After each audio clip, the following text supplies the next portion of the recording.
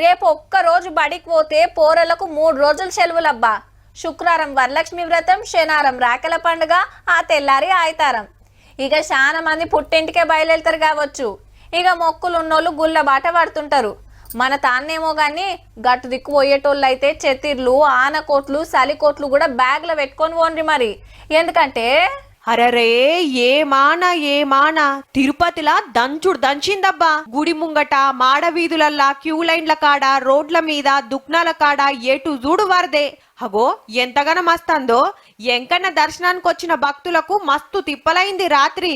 ఎనకెమ్మటి సంటిపోరలు ఉన్నోళ్లకు ఇంకింత ఎక్కువనే. ఏడ తావు దొరికితే ఆడ నిలబడ్డరు.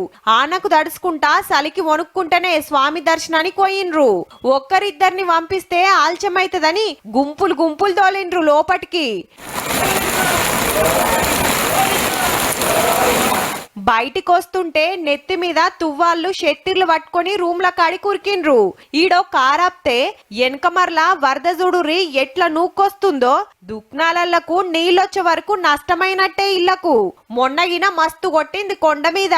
ఇంకో 3 రోజులు పెద్దానలే ఉన్నాయట. తిరుపతి ప్రయాణాలు పెట్టుకున్నోళ్ళు జర పైలం మరి.